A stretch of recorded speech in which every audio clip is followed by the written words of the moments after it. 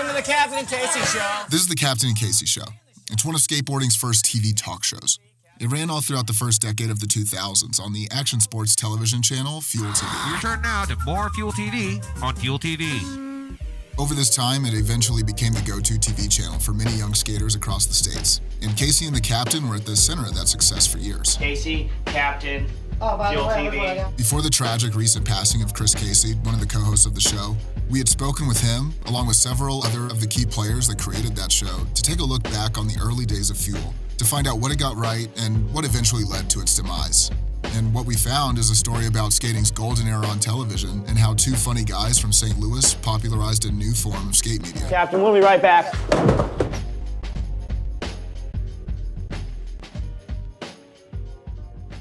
How did they come up with a name for Fuel? Is it some sort of like, were they at a truck stop and they were like, hey man, we're gonna call us Fuel. Yeah, man. That's a great idea. We'll call Fuel. Is it premium?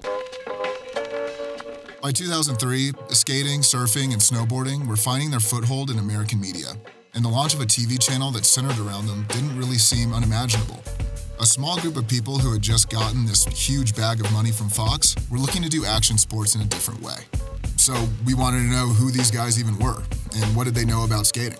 I was not a skater. I was always like a skateboard fan. I ended up gravitating towards snowboarding, but I had started a production company just kind of shooting videos on my own. I was doing stuff across all the like BMX, inline, and skateboarding. I had a lot of friends in the entertainment business. I connected with the guy CJ Oliveris, who had done a lot of Fox Sports extreme sports shows. It turns out Sean got in touch with CJ at just the right time.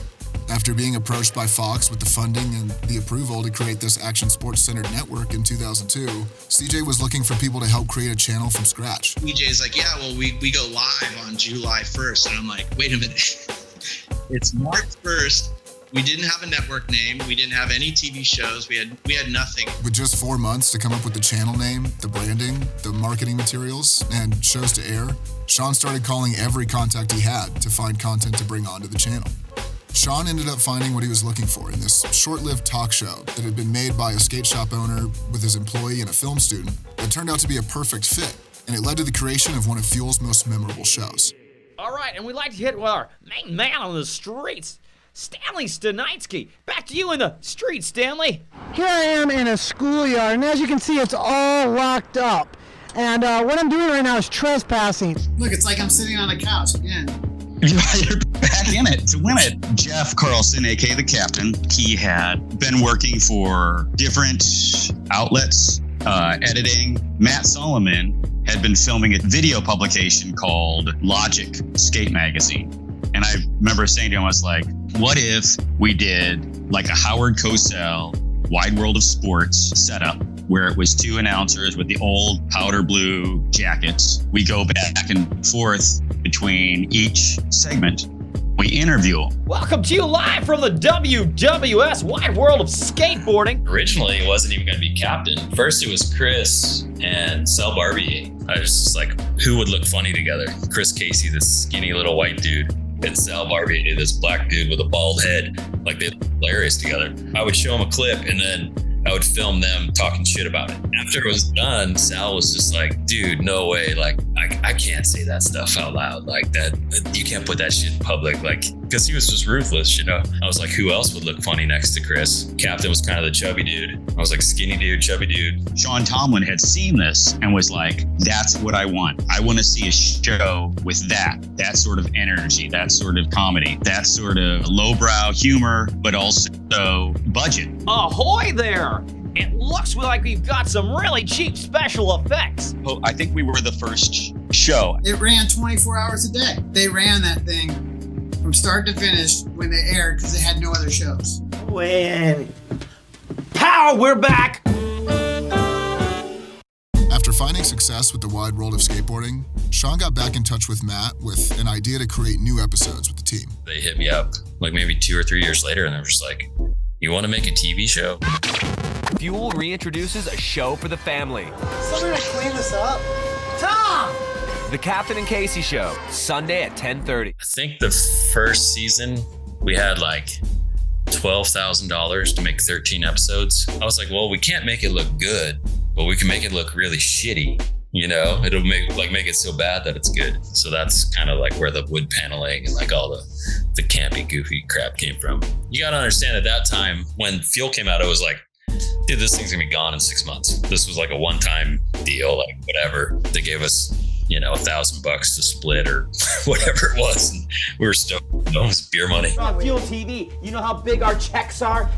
With such a low budget and the motivation to make the show equaling just a couple drinks, it's not really that surprising that these early episodes looked more like a skate house pregame than a real network talk show. Casey, what do you think of the whole Clyde incident? I'd like to shout out to all the black dudes that don't do a manual. SAG is serious. I'd like to give a shout out to me and my brand new shirt. I was gonna sell this and buy 5 more shirts, but I waited.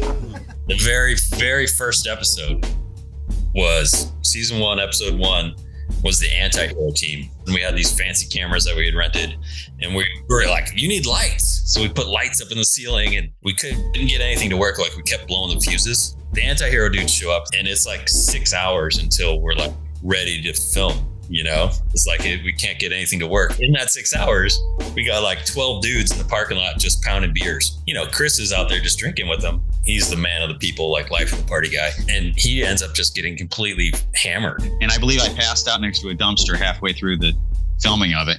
Jeff had to finish it up. And I go to the parking lot and his suit is just crumpled up mess on the floor.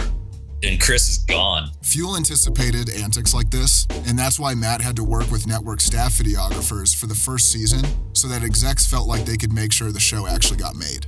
But with the success of that first run of episodes, Matt was then given the green light to start bringing more skaters on set to help produce the show.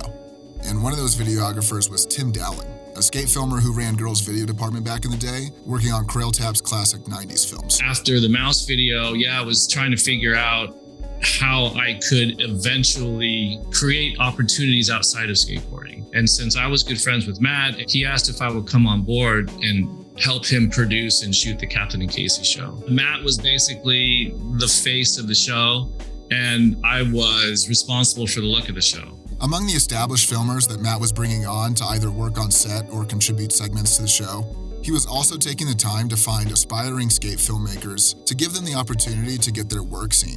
Every freaking filmer was like, dude, if you could sell this guy a 3-minute clip for $1,000, you know? So like I was getting, you know, it was Johnny doing a kickflip off a curb, and it was like, come on, dude, you gotta step it up a little bit. But then it kind of got refined to where we had like a network of filmers in every city. You know, we had dudes in Tampa and Miami and San Francisco and New York. It kind of, when it got better, it also kind of got worse. It's funny. It was like kind of the best when it was the shittiest. And that shittiness, that low budget set and the unrehearsed commentary, that's what made the show feel genuine and more reminiscent of a conversation on a couch at a local shop. It was so DIY that it's kind of surprising that the execs at Fuel actually allowed the show to run the way it did. Will Fuel TV let us do that even? Who knows? Who knows what they'll let us do on the show? It was definitely weird going from being like a skateboard kid that would put his head through the drywall as a joke, and then like sitting in an office with some people like trying to negotiate a business deal. If you dance like this, you're homosexual. Cut! You can't say dance. Fuel didn't know what they were doing. I don't think at all. They were very young. They were trying to figure out action sports. They knew that everybody wanted these kids on cereal boxes drinking, you know, Monster Energy. Fuel was a little bit more organic in how they were trying to do it, trying to figure it out, going like, we're going to get these bikers to do their thing. We're going to ask these skaters to do their thing. We're going to ask these snowboarders to hang out and do their thing. What's this? Those are the jokes. 3 freestylers walk into a bar. What is this? This is not gonna work. We're gonna need good stuff. It was like my 12-year-old fantasy is like, what would I want to see when I was 12 years old? I wanted to see Jeff Grosso do an invert, and then I wanted to see a girl in a bikini. Skateboarding is obviously the one thing that the more you try to control it, the less control you're gonna have. And so, yeah, when it came to actually having a structured studio shoot, most of the time, everything we try to do went out the window. A lot of the time, Matt's best direction, he'd be like, all right, ready, and be funny. You ever think about being a TV show host? Okay, you ready? First, gotta be funny. That's where you say something like, okay, next, and then they'll ask you to be funnier. You follow that up with what? If that doesn't work, what does that say? Fuel TV. We would create the stuff and then edit it and then give it to Fuel. Very rarely would they show up. Like they showed up one time and we made sure they got just so hammered they could barely drive home. Like that was the goal. We're like, we're going to get these people wasted. They're not going to know what happened. They're going to have too much fun. And then they won't show up here again. Because when you have a certain vibe going on the set with skaters and then someone comes in and tries to make it corporate, it doesn't turn out well. And we were like the bastard stepchildren off on an island. It was like, just let them do what they do. Sean's ability to greenlight anything he thought fit the channel meant that Fuel's programming covered many different action sports, but skating was still a main focus. The channel aired shows like Built to Shred, American Misfits, Camp Woodward, Skate Maps, and Mike Vallely's Drive series. They even funded the production of Macho Tail Drop when they gave filmmaker Corey Adams $1 million in prize money for winning a short film contest. He's trying Second to of all, this guy's trying to take my job. He can't take your job because the job's You know over. what? The show's Take show's this over. job and Show's shut over, it. folks. Jeez. Hey. So then what happened? Why did the Captain and Casey show never hit its 8th season? Where's the skateboarding talk show of the 2020s? In the sports universe, you have ESPN and you have Fox. And ESPN's always been the king of the hill. Fox was starting to think about how they were going to seriously mobilize to go up against ESPN. Part of that strategy was to consolidate and wind down smaller networks and build one big mothership FS1 network. And the new guy who came in cleaned house. And it wasn't from lack of viewership. It wasn't for, people not being interested in watching the shows anymore. They just decided that that's where they were going to maybe make more money. I was never into that stuff, like dudes in underwear beating each other up. That was the beginning of the end. I told them straight up, I was like, this shit is terrible. If you put this on here, your network will be gone in 6 months. And it was gone in 6 months. After close to a decade producing skate shows and building relationships between skaters and TV execs, Fuel's sudden focus on UFC alienated much of their existing audience, and it pushed out the skaters who had helped build the channel in the first place. Today, Fuel TV is still around, and you can even stream some of its classic shows, but it's a shell of its 2000s era peak. Looking back on early Fuel TV and seeing where it is now, some of its decline is just due to a shifting culture. It came from this moment in time when traditional television was still the dominant form of consuming entertainment. But throughout its first 10 years, what it did accomplish for skateboarding was prove that skaters had an appetite for things about skating that weren't actually the act of skating itself. The Captain and Casey show was an introduction for some skaters to interview shows, possibly an influential origin to Weekend Buzz in the early 2010s, and the current era of skate podcasts we have now, like The Bunt, The 9 Club, and many more. Built to Shred is gone, but Dime has been conjuring up insane things to skate throughout the Glory Challenge for years. And although it didn't really work out, ETN created a network that produced unique shows about skating and essentially was attempting to replicate a modern version of what Fuel had accomplished in the 2000s. Over the last 2 decades, what skaters want to watch has changed dramatically, and a lot of early concepts in this evolution got their first chance to be tested and shared through Fuel's platform. I would say that the coolest thing about what we did was we worked with all our friends. But we basically got to make a show with our friends, which was like, how often can you ever do that? You know what I mean? I'm grateful for all the friendships, all the people who helped out and participated in the show. Dowling, Bruns, Leonard Trubia, Matt Solomon, Josh Green, Beetle,